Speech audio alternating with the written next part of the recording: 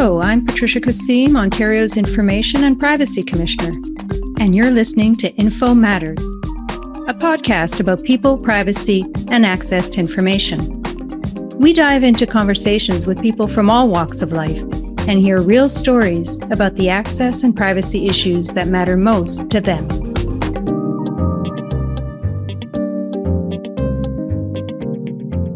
Hello, listeners, and thanks for tuning in. From data breaches to phishing scams, the internet can be a haven for schemers and hackers lurking in the shadows. They're always looking to steal sensitive data held by organizations or to trick individuals into disclosing personal information, compromising their privacy and financial situation. We hear about this almost every day with news reports of attacks targeting organizations, large and small, especially through ransomware, and the effects can be devastating. Affected organizations can be locked out of the data they need to operate services that citizens rely on, and throwing open the door to identity theft, economic loss, and reputational damage. It takes years to build trust in an organization, yet only seconds for a cyber attack to bring it all crashing down. In our increasingly connected world, where data breaches and online threats have become all too common, it's more important than ever to understand the digital threats that are out there. Whether you're a tech enthusiast, a professional looking for insights, or a concerned citizen, this episode is for you. We're taking a deep dive into the world of cybersecurity with our guest, Jason Besner. He's the Director of Partnerships at the Canadian Centre for Cybersecurity. His group is responsible for managing strategic engagements with Canadian and international partners to protect the cybersecurity of Canadians. Jason, welcome to the show, and thank you for joining us today. Very happy to be here. Thank you. So, to begin, can you share a little bit about your background and what led you to the fascinating work that you do today? Well, I've been with the communications security establishment, of which the Cyber Center is a part of, for going on 21 years now. I joined just on the other side of 9/11 when there was a lot of focus on security, really aligned with my education, my value set, and was looking to join the public service. And so I joined on the security and intelligence side, working operations for about 13 to 14 years, 3 years of which was spent on a secondment to CSIS. I've been with the Canadian Centre for Cybersecurity now for going on 8 years, and been very lucky to lead fantastically talented teams in incident response, strategic threat assessments, analytics, discovery, and now partnerships. Tell us, what's the mandate of the Canadian Centre for Cybersecurity? So, in a nutshell, we're the technical authority. We're Canada's technical authority for cybersecurity. We're part of the communications security establishment. We're the single unified source of expert advice, guidance, and services on cybersecurity for Canadians and Canadian organizations. We, of course, don't do this alone. We work with other Canadian government organizations and departments, critical infrastructure. We work with Canadian businesses, academia, and our international partners, all to weave together each of our own talents, skills, and mandates to work together as a team to make Canada a harder target for cyber threats. Hence your title, Director of Partnerships. What I do. In very simple terms, Jason, why does cybersecurity matter? Cybersecurity matters because it's a greater risk than most people realize, both to the personal information and to organizational information and to the critical services on which we rely. It matters because there are constant attempts and malicious actors looking to breach our systems, looking to steal information, whether it's through impersonation, through fraud, through cyber attacks. This is a very lucrative business. It is generating a lot of money. It has grown into a very sophisticated business. There's an entire underground marketplace where you can hire people to do this kind of work. So it's a big concern because, as you said, one attack getting through can be absolutely devastating for an organization. If I can just give you a quick number of detected incidents and reported incidents, there are about 2,000 in 22-23. And on average, we block up to 5 billion malicious attempts on Government of Canada systems a day. So roughly about a 1 billion to 1 win-loss ratio. But that one can absolutely wreak havoc on an organization, not only on its current business, but its future business, its reputation, and on all of the data that it holds on its clients and partners. Wow, pretty stark numbers. Can you give us a very tangible example of how the Cyber Center can help a Canadian organization following a cyber incident? So we have a number of services that we have available to us, but we do absolutely encourage any organization that thinks that it's been a victim of a cyber attack to reach out. We have an incident management team that can provide forensics and analytics and even just general support on the process of incident management to walk you through it, which today includes comm strategy, an internal strategy, a business continuity strategy. So there are a lot of facets that once you're hit, if your data is locked up or if you're shut down, you may not know where to start first. And this is where we're here to help you guide through it. If it's a criminal matter and something that's better pursued with colleagues at the RCMP, we'll make those connections for you. But we do use our full suite of powers and mandate and partnerships. We bring that to bear whenever we're supporting. That includes our classified data sets from foreign intelligence. It includes information available to us from international partners. So there's a lot of unique expertise and data that we can bring to bear to try and help. You mentioned that you've been in this game for a long time. In fact, you started in this area shortly after 9/11. So you're in a good position to describe how the landscape of cyber threats has changed over the years, and in particular since the pandemic. How do you think things have changed? It started moving under its own momentum. It started creating bigger payouts and started lowering the bar for access for cyber criminals. So this is something that we saw when we saw the marketplace develop, and we saw that services, malware, software, infrastructure platforms, all the things that you need to launch a successful attack and to profit from it were made a lot easier. It used to be that you had to be a fairly sophisticated actor. You're acting on your own, or you're a group that had experience in doing this, but the bar has been lowered. So a lot more people are entering it.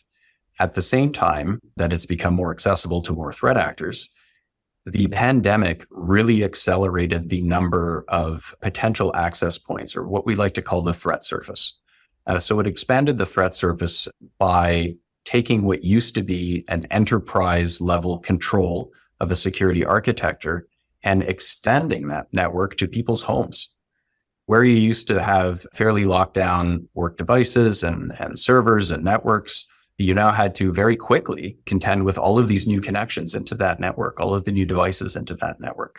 So we like to say threat surface might be like a house, whereas every time you add a new door or you add a new window, you're adding a certain number of access points, but potential access points to your home. With the proper locks, the proper alarm systems, et cetera, you can control that. So the pandemic introduced a larger threat surface, but that doesn't mean that it can't be mitigated, that it can't be protected. But people just need to think in terms of what they're introducing and how to protect them. You're referring particularly to, of course, remote work that was forced as a result of the pandemic, but organizations didn't necessarily have all the tools in place, including the VPN and the security systems, to accommodate all of that change in such a rapid, short period of time. Do you think things are getting better now? I think things are stabilizing in terms of the recognition of what needs to be done. And there's also a larger global shift in workforces to work hybrid or slowly come back to the office. So I think that they're trying to accommodate the best of both worlds from a business and personnel practice. But I do see a lot more organizations, whether they're public or private, starting to take that a little bit more seriously and have stricter standards for how you connect things to the enterprise network, introducing better segmentation, better access privileges. All of these things are designed to keep bad actors out, or if they do happen to get in, to limit the damage that they can cause. So while the trends are continuing, I mean, we just have to look at the recently published cybercrime report or our national cyber threat assessment. We're doing more and more and connecting with more and more partners to grow the team, the defense team, but the numbers continue to trend up. So I am encouraged when I meet with groups one-on-one or teams or organizations one-on-one, but we can't take our eye off the ball for 1 minute. So looking a little bit forward towards the future, are there any evolving trends that the center is seeing on the horizon? What are some of the evolving risks that we will be seeing in the next few years? I can certainly start with the geopolitical risks. So a certain level of volatility will introduce conflict between two nations, for example. We will also see commensurate cyber activity rise with those traditional conflict mechanisms. So it's something, for example, that we've seen between Russia and Ukraine. We will see conventional warfare means being matched by escalating cyber warfare. what I would say to Canadians and what I would say to those that are not directly impacted by the conflict is that cyber threats are not necessarily controlled in a certain environment or in a certain theater. A good example of that was the WannaCry ransomware that was released by North Korean developers in order to raise funds. It wound up getting out in the wild and going worldwide until it knocked out the UK's National Health Service. So that wasn't the intention whenever the malware was developed, but it's something to think about is as these actors are using a particular technique against an energy grid, then that's a good sign for all people in the energy sector to start buttoning up and taking a look at their own defenses. And sadly, of course, we're seeing more conflict in the Middle East, and it's scary to think of what will come out of that. What are some of the basic things institutions, big and small, can do to level the playing field against cyber criminals?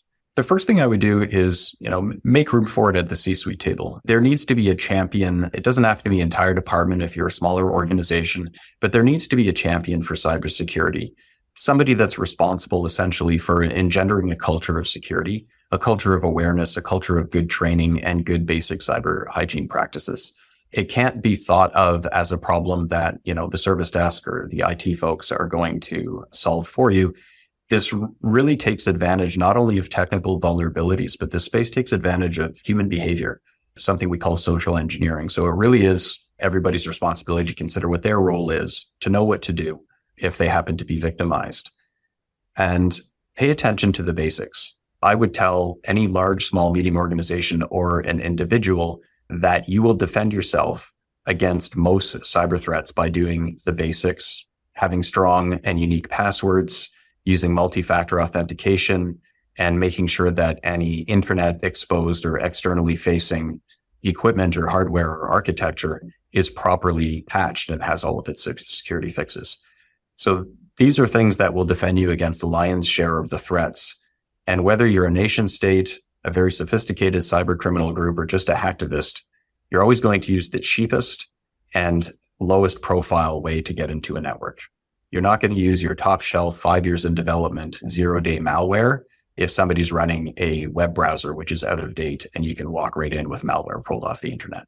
So it used to be, I think, that the victims or targets of cyber criminals were the large private sector organizations with deep pockets, but we're seeing more and more public institutions being attacked by cyber criminals, in particular municipalities, universities, schools, hospitals, governments. How is that trend evolving? Why is it happening? And how resilient are public institutions to these kinds of cyber threats? I would think that it's evolving for two reasons. One, the tactics of those perpetrating ransomware have changed a little bit from just locking down information until somebody can pay a ransom in order to have access to the information. They've really moved to threatening to expose information as personal identifying information of their clients, for example, something that will cause real reputational damage. So they're targeting organizations that simply can't afford to take that risk in the hopes that it would lead to a faster negotiated payout. They're also targeting public organizations that simply can't afford to be offline. We're talking about hospitals, we're talking about police services. These are emergency services. They're life-saving services that people need. And unfortunately, cyber criminals know that. They know that they cannot be offline and that the pressure will be on immediately if they can have a successful attack. So those are two reasons: a change in tactics and a little bit more sophistication and target selection that we're seeing from cyber criminals.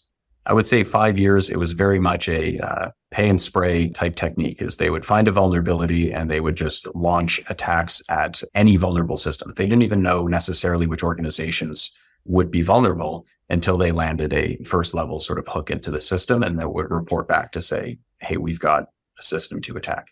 Now, as you say, they're going for a lot more for these deep pockets, but also organizations, unfortunately, that are emergency services and other of the like that can't afford to be offline.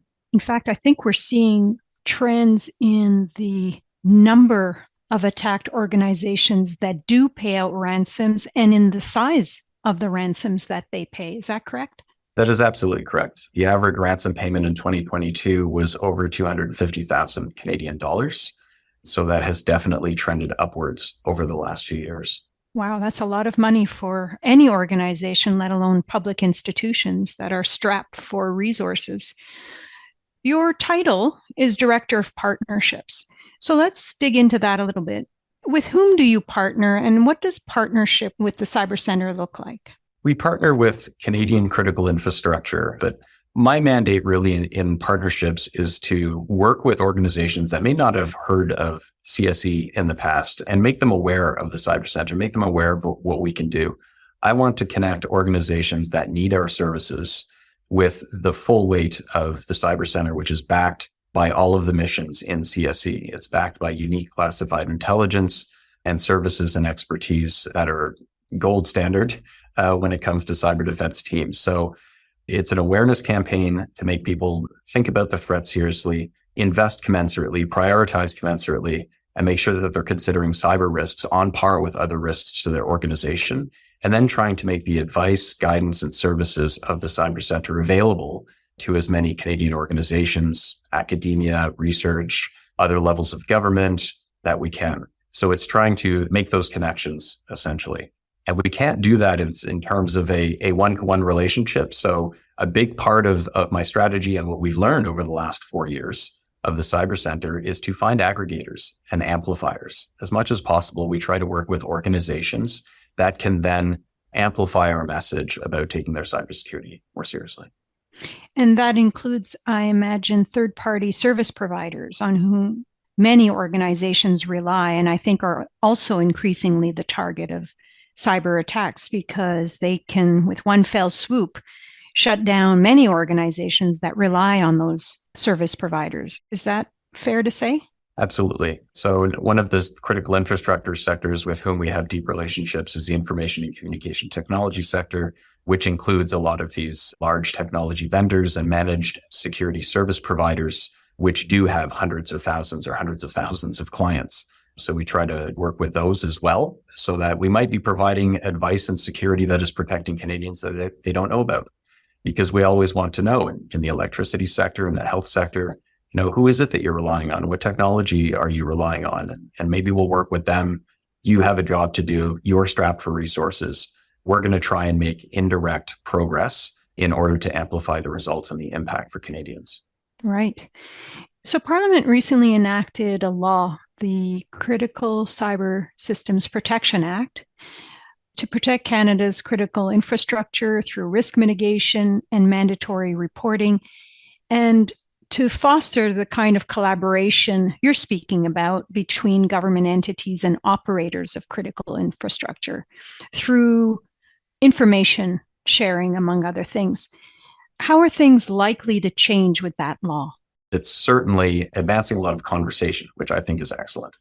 So the conversations that we're having with our sectors now are talking about standards. They're talking about baselines. They're talking about when and with whom to share information to get support and at what point.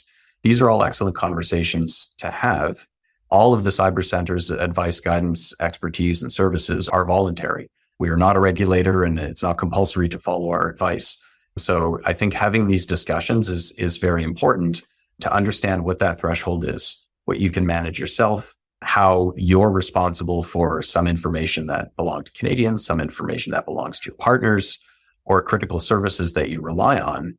And it behooves us as a society to work together on this and make sure that there's a baseline of security that is adopted in order to protect these systems.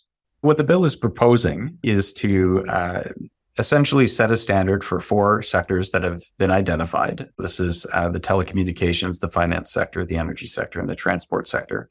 And then to have regulators establish standards and enforce compliance. The Cyber Center's role is to provide advice, guidance, and expertise, providing to owners and operators of critical infrastructure systems. We'll also be providing that advice and guidance to regulators. So in essence, our role is to help all that are involved to make sure that the standard and the threats are pragmatic and born out of experience. And there's also going to be a reporting function where system operators will be required to report cyber incidents and the nature of the incidents. It is going to start a regime of information sharing so that the Cyber Center can have a better picture. Because, of course, our aperture is foreign. We have a foreign intelligence mandate, and then we have a ministerial authorization that allows us to defend federal government departments. When it comes to critical infrastructure, we are very much reliant on sharing of information. We need Canadians to report that to us. We need sectors to report information to us so that we can understand the threat from their lens and make sure that our advice and guidance is relevant and actionable. Historically or traditionally, organizations have been skittish about sharing information with government with respect to cybersecurity matters. Do you think that's changing over time? I think that there's some hesitance not only to share with government, but also even to share within their own sectors and their own communities. And there's a certain weight of competition and business reputation where we will see other variables enter the fray, our legal privilege, as well as contractual obligations should an organization already have retained the services of a managed security service provider. So that's something that we have to contend with. We've made a lot of progress in certain sectors to have what would be competing organizations set that aside, because everyone knows that if a cyber threat actor is knocking on your door, it's likely going to be your neighbors next.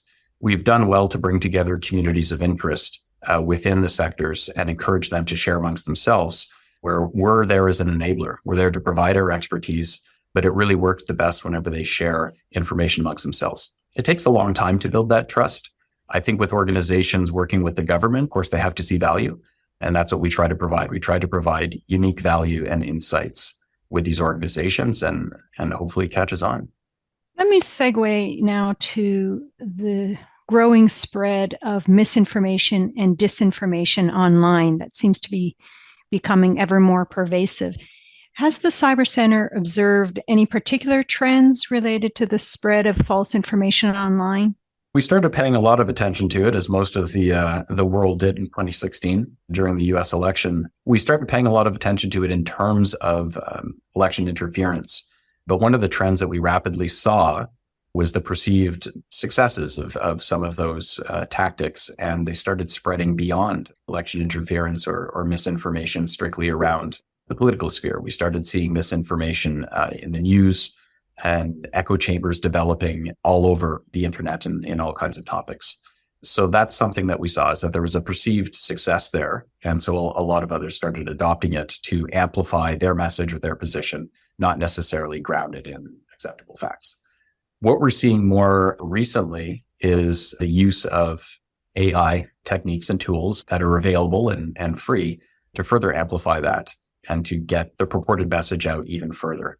So we are seeing a big increase in it. It's concerning. It's concerning as a cybersecurity professional. It's concerning as a citizen and taxpayer that a large portion of the population don't necessarily get their information from the news. I think in our first national cyber threat assessment, there was a significant amount of Canadians received their news from social media. Staying ahead of that, identifying it, and looking at information with a critical eye is probably more important now than ever it was. AI can certainly help enable the cyber criminals, but what about how AI can help enable mandates like yours? Well, I'm glad you asked. We've actually been using machine learning, which is a subset of AI at the Cyber Center for some time. So we say that our defenses run 24/7. And while we do have people working shifts 24/7, most of our defenses are automated and they run 24/7 without human intervention.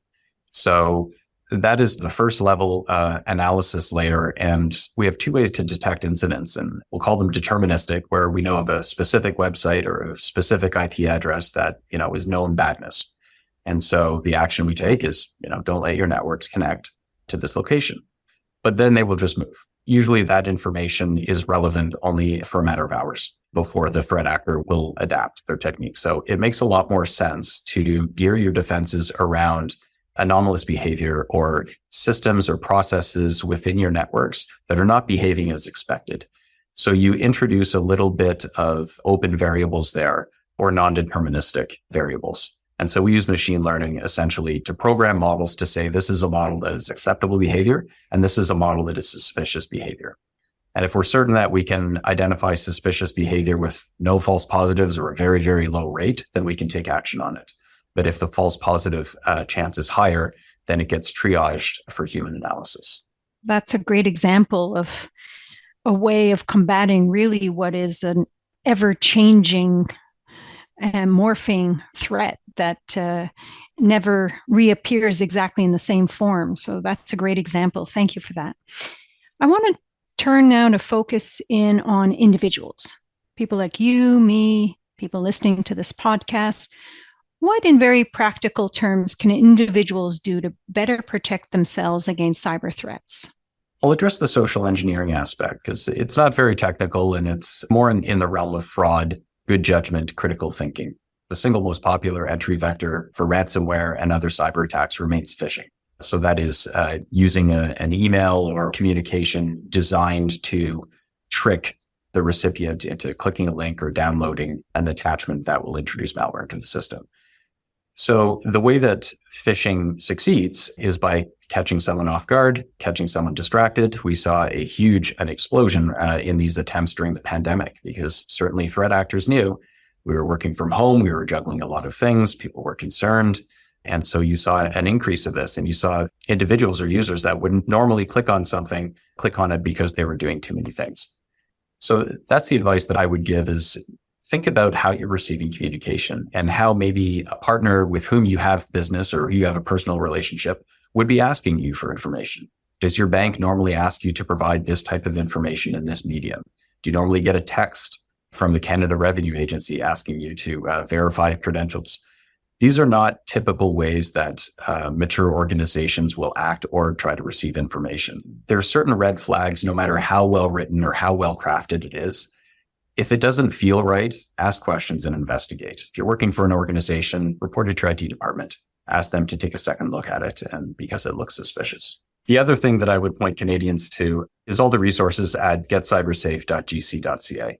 These resources are really designed for anybody to be able to use and to adopt into action. And as I said before, the basics will thwart the majority of malicious cyber attempts.